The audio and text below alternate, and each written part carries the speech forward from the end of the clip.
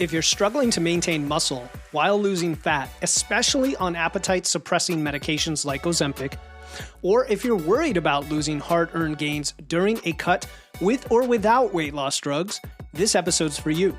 Today we're diving into the world of sensor damping, an engineering concept that explains why relying solely on hunger cues can actually sabotage your muscle building efforts. You'll discover how to outsmart your body's dampened signals and preserve lean mass, whether you're on weight loss medication or not. Get ready to fine-tune your body's performance and achieve the physique you want, even when your internal sensors are off kilter.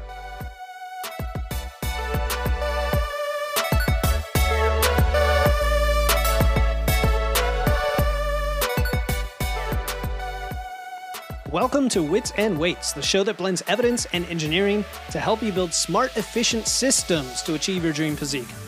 I'm your host, Philip Pape, and today we are hitting on a very critical topic when it comes to body composition, one of the most asked about topics, and that is how to avoid losing muscle when your hunger signals are dampened. Maybe when your hunger signals can't be trusted, whether from weight loss drugs like Ozempic or Mounjaro or one of the many other GLP-1 agonists, or just being in a calorie deficit.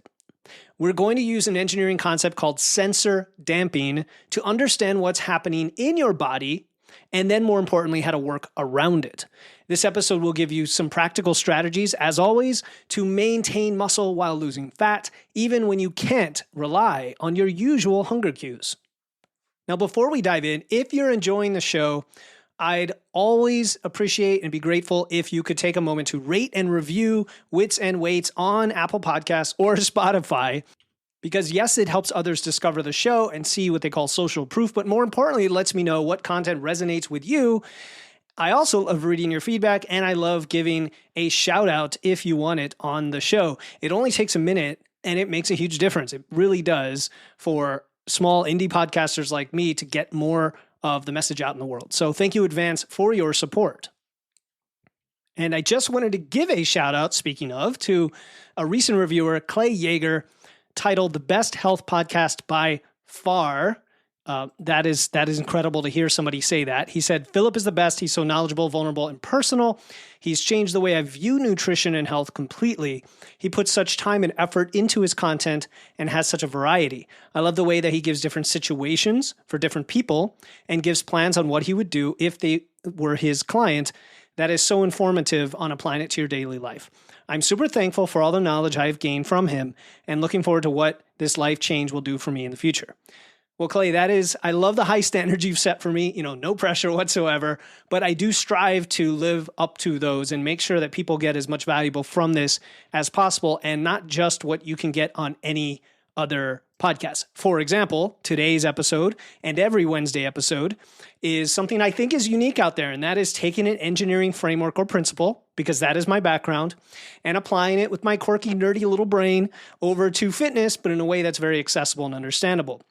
And that's what we're going to do today. And we're going to keep building that mental muscle, which is our brain. What are the important muscles, at least metaphorically, with our body, along with our physical muscles. And we're going to start today by defining the context of why I put together this episode. And it's because these weight loss drugs, GLP-1 drugs like Ozempic, Mounjaro, and Wegovy, and all of those, some of which are diabetes medications, in fact, and then they created weight loss medications from them, and there's a whole spectrum of them, and their efficacy is across a whole spectrum. But the essence of it is that they will allow people to dampen their hunger signals. It takes away your appetite, right? Effectively takes away your appetite and allows you to go into a calorie deficit really almost, I'll say effortlessly. I've seen it both in clients who've been on Ozempic for diabetes, as well as clients who are overweight or in some cases massively overweight, and their doctors prescribed it to them saying, hey, look, you've got to get your health in order, and this seems to be the only thing we can do right now. And then they find me, and we work together on the lifestyle changes that support what they're trying to do so that eventually they can come off the drug. I never would say, hey, let's just stop taking the drug. First of all, it's outside my scope of practice. But secondly, I do think it's a helpful tool for a small set of people when used in conjunction with the things we're going to talk about today.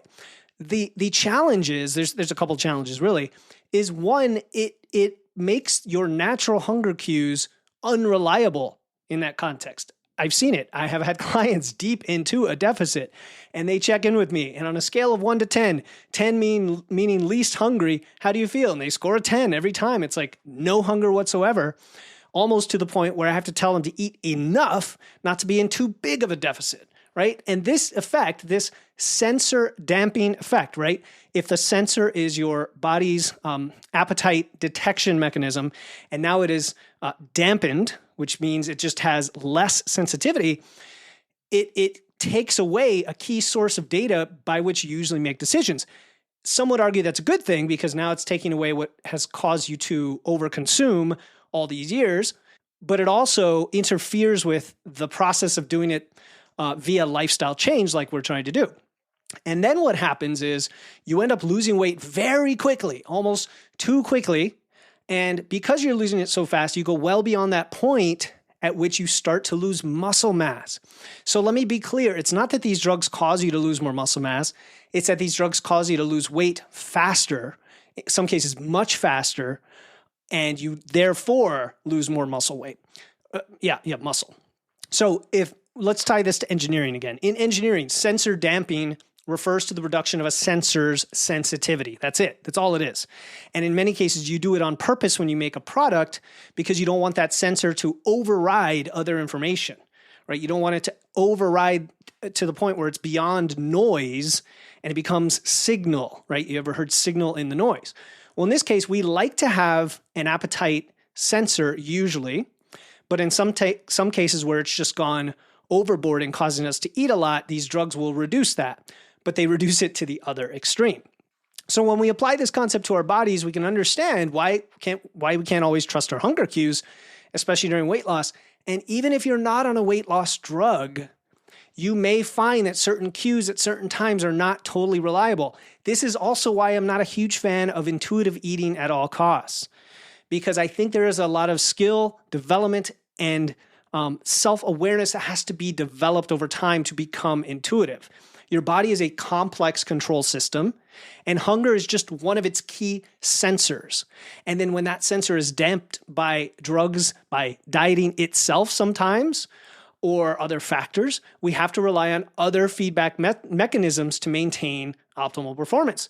And just for another quick tangent, my recent episode on why weight loss always fails applied that to scale weight. We can't just rely on one data point on scale weight. We have to rely on lots of other things to understand the true picture. So the core philosophy here is about creating intentional redundancy in our approach to body composition. Intentional redundancy. Instead of relying solely on one thing like hunger, we need to develop a multifaceted system of feedback and control. Again, this is why I love this stuff so much. Coming from a software and electronic control systems background, I see the body that way, and it gives me more clarity and control, especially when talking with and helping clients. So what does this look like? It just looks like other metrics, like your workout performance, the measurements of your circumference, your body circumference, your energy level, tracking your biofeedback, having planned nutrition strategies that align with your seasons, that align with your goals. And so this concept of compensating for dampened signals will then go beyond just muscle preservation, even though I use that as the setup for today. It can be applied to other aspects of fitness and life, like maintaining the intensity of your workouts when motivation is low. So for example, motivation is dampened. Well, we rely on other things. We rely on the fact that our squat just went up, right? Or the fact that we've got our training scheduled at 6 a.m. 3 days a week to override it. The fact that our bicep size is going up as we're doing those workouts, right? It also applies to sticking to your nutrition during high stress periods where the stress signal is dampened. I mean, it's kind of the opposite, but same idea, right? Or continuing your professional development to have personal growth, even when external rewards are not necessarily there. It can apply to anything. That's why I love these episodes and these concepts, because these can be applied to anything. But let's focus on key principles, okay? And let's talk about hunger. Let's bring it back to body composition hunger during fat loss, because what we want to do is not lose muscle. We don't want to lose muscle. What happens when we lose muscle? We become skinny fat. Our body fat percentage actually goes up, even though the weight on the scale goes down. We don't want that to happen. And if you're on one of these drugs, it requires extra awareness of these other data points, okay? Not just how hungry you feel or what the scale says. It requires tracking your performance, your photos, how your clothes fit, having systems that don't rely on a single input, like planning your meals in advance, meal prepping on the weekend, setting reminders to eat. For those of you who forget to eat, right? Oh, I just get too busy, I forget to eat, and then I have to catch up on my calories later and blah, blah, blah. Set reminders. It might sound slightly neurotic, but guess what? If you're not doing it and you're failing to do the thing you want to do, there's got to be something in place to change your behavior, right? Rather than waiting until the emotions take over, the cravings take over, the hunger or lack thereof takes over. And then you're going to regularly calibrate your approach based on all of these data points. So if your strength in the gym is declining or you're feeling unusually fatigued, it's probably time to adjust your nutrition or your meal timing, even if you don't feel hungry, right? Even if you don't feel hungry. That's where someone on Ozempic, they're not that hungry. So they might not be eating enough, or they're not that hungry. So they're not eating enough, not only to not be in the appropriate deficit, they might not be eating enough to support even their performance and their training in the gym. And then it's a vicious cycle of, well, now they don't go to the gym or they don't push as hard. Right? And then the last thing with all of this, of course, is prioritizing the consistency of it rather than trying to be perfect, because if you can hit 80% of your targets consistently, you're going to be in the top 5% of people or even higher than that, right? There's no track. There's no track. Just remember that. There's no track to fall off of. There's simply do your best, hit the target. If you fail to hit the target, you start again the next day. So the power in understanding that sensor damping can occur with us across a variety of variables, including hunger during fat loss, is that instead of being at the mercy of unreliable internal cues, you become the controller of your system, right? You're not beating it into submission, but you're up there in your control room and you're looking at the big mission control board of your body, and you're saying, okay, this little sensor over here, this hunger signal is not quite giving me the best information right now, so I need to take these other 3 or 4 displays over here and make the best decisions based on that. Of course, working with a coach can be super helpful in this regard, or working with someone else who's your partner who can help give you a fresh pair of eyes.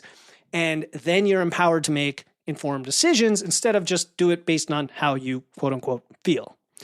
Okay, if you can learn to navigate fitness or health or nutrition with dampened signals, you're actually developing a more robust and reliable approach in general, right? It's a skill that really goes beyond the context I'm talking about today of preserving muscle during weight loss. It's becoming more intentional, more data-driven decision maker in all areas of your life. And that builds mental resilience. That improves decision-making skills. That leads to more consistent progress in any endeavor you pursue. And then you're thinking, okay, Philip, well, are you going to get to the answer of how do I preserve muscle during fat loss? It's, yeah, I just gave you the philosophy. I gave you the first principles. It's track all the things that matter during fat loss to preserve muscle, and then adjust accordingly. Now, practically, what does that look like? That looks like not dieting too quickly, which means don't go past around 1% of your body weight per week loss. So for those of you who might be on Ozempic or considering it, just think about that, do the math, and say, hey, am I going faster than the 1%? That's probably too fast to maintain muscle. I need to dial it back, which means I need to eat more. It means continuing to train, and it means continuing to eat sufficient protein. But honestly, I didn't want to break down those specifics today because they're much less important than the idea that all of those things need to be considered. And if you need specifics, I've got so many episodes on the specifics that I can send you. Definitely reach out to me on Instagram at Wits and Weights, or send me a text message using the show notes. So as we wrap up, let's just recap the main points. right? We've looked at how sensor damping applies to our bodies, especially when it comes to the sensor of hunger and appetite when we're trying to maintain muscle mass during weight loss, especially when you might be on one of these drugs that dampen your appetite. And when that happens, relying solely on that cue can be misleading. And so creating a system of multiple feedback mechanisms is required. The goal is not to just lose weight. The goal is not to just lose weight. It's to improve your body composition, your health, and your quality of life. Even if you are at a morbidly obese level of weight right now, and your doctor said you have to do this to lose weight quickly. I have clients that are far north of 300 pounds on the scale, and they are doing all the right things. They're going to the gym 3-4 days a week, eating their protein. They're sticking within a reasonable range of their calories so they don't go too quickly. And they're prioritizing sleep and their stress and all the other things, knowing that hunger itself isn't going to tell them much at the moment. And guess what that does? That gives them the confidence to eventually go off those drugs, more likely than not, right? Again, unless we're talking about specific situations outside my scope of practice. I'm not a medical doctor. I don't dispense advice like that, but I do help clients with their nutrition. And those clients then often choose to, and often with their doctors, decide, hey, I don't need these medications, along with many, many other potential medications and treatments, potentially.